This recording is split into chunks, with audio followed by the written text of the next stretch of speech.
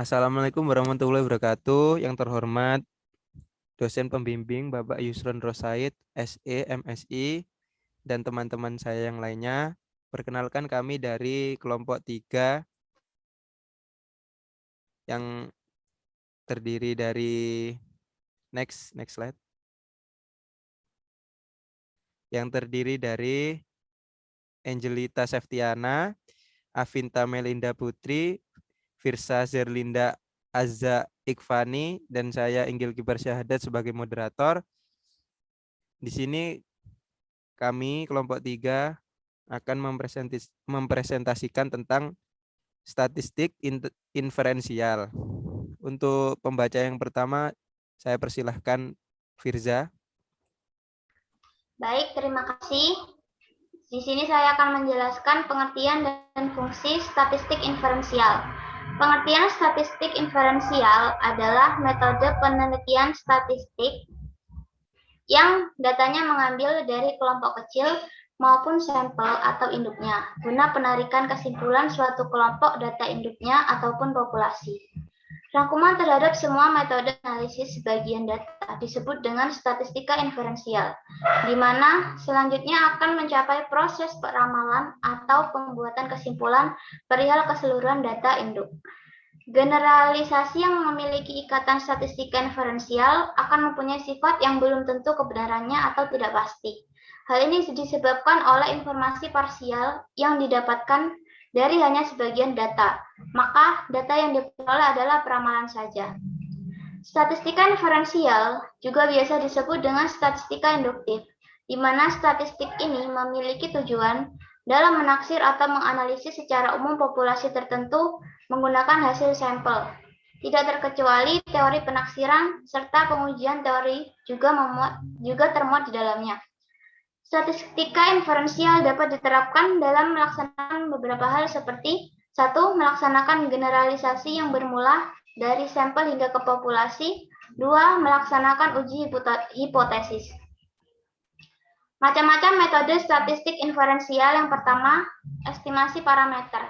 Metode ini menggunakan median, mean, dan mode serta deviasi standar pada suatu populasi yang menggunakan dasar perhitungan dari sampel. Estimasi parameter bisa dilakukan dengan membuat confidence intervals atau interval kepercayaan, di mana merupakan rentang nilai pada populasi yang sebenarnya cenderung menurun. Yang kedua, pengujian hipotesis. Pengujian hipotesis atau yang dikenal dengan pengujian signifikan, kerap kali hal tersebut melibatkan penentuan apa perbedaan rata-rata pada dua sampel signifikan. Terima kasih. Baik, terima kasih untuk Firsa. Untuk pembaca yang kedua, saya persilahkan untuk Avinta.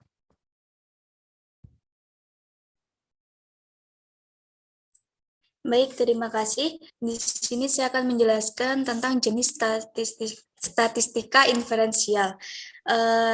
Secara umum, statistika inferensial terbagi menjadi dua, yaitu yang pertama statistik parametrik dan yang kedua adalah non-parametrik.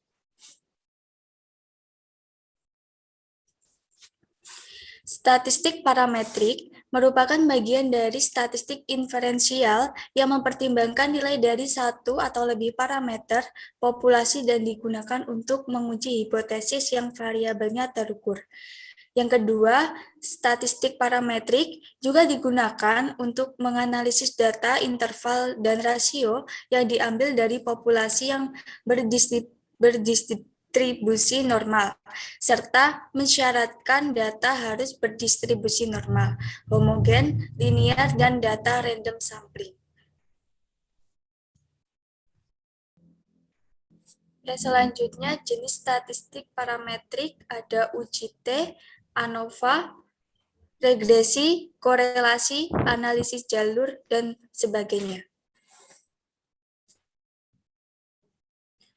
Statistik non-parametrik adalah tes yang modelnya tidak menetapkan syarat-syarat mengenai parameter-parameter populasi yang merupakan induk sampel penelitiannya. Yang kedua, tes non-parametrik tidak menuntut pengukuran sekuat yang dituntut oleh tes statistik parametrik.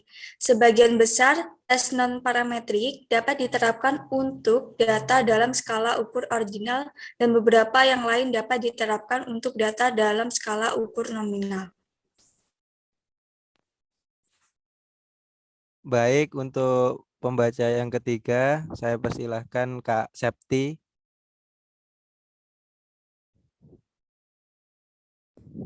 Baik, terima kasih. Di sini saya akan menjelaskan tentang jenis statistik non-parametrik. Jadi ada uji tanda, itu bisa disebut sintes. Yang kedua ada rank-sum test. Yang ketiga ada rank correlation test. Yang keempat ada Fisher probability exact test. Slide selanjutnya.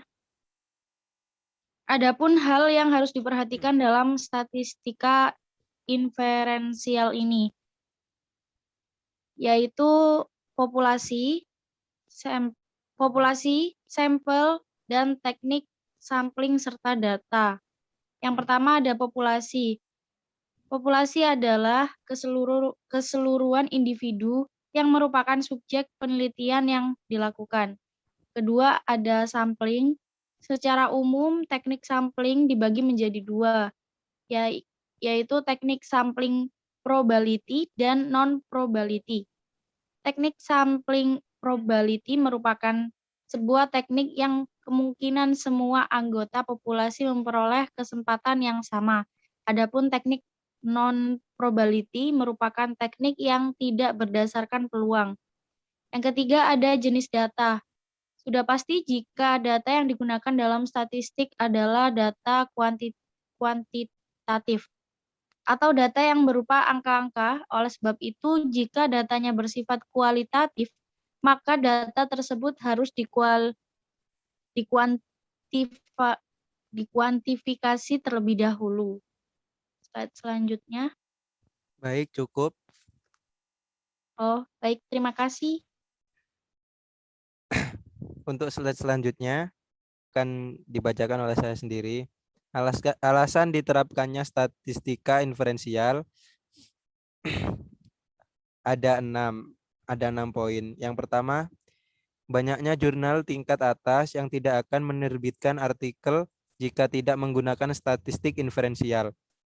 Poin kedua, statistik inferensial membuka peluang untuk menggeneralisasi temuan ke dalam populasi dengan lingkup yang lebih luas. Poin yang ketiga, statistik inferensial bisa menentukan apa yang akan cenderung terjadi di dalam program, tidak hanya apa yang dapat terjadi saja. Poin yang keempat, statistik inferensial bisa menilai dampak yang relatif terjadi pada program dengan membantu menilai seberapa kuat hubungan antar variabel casual atau independen dan variabel efek atau dependen. Untuk poin yang kelima, statistik inferensial mengambil sampel acak dari sebuah populasi sehingga metode ini dapat dilakukan oleh ahli yang memiliki daftar lengkap setiap anggota populasi. Ahli statistik akan menentukan ukuran sampel cukup besar dengan menggunakan rumus tertentu yang sebelumnya telah ditetapkan terlebih dahulu. Untuk poin yang terakhir, yaitu poin ke-6, statistik inferensial bisa membantu menentukan seberapa kuat hubungan yang terjadi dalam sampel.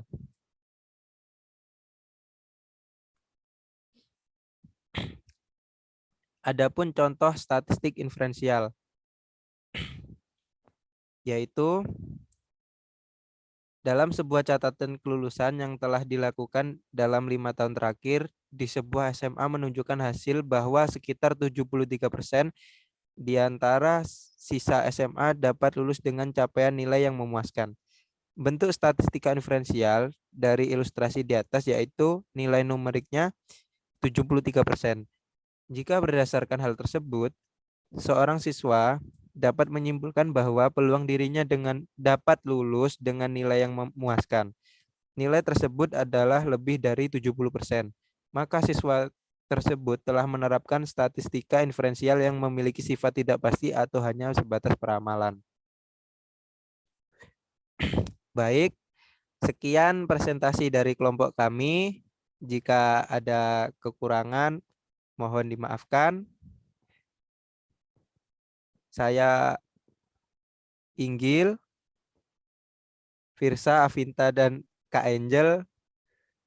Mohon maaf yang sebesar-besarnya. Wassalamualaikum warahmatullahi wabarakatuh.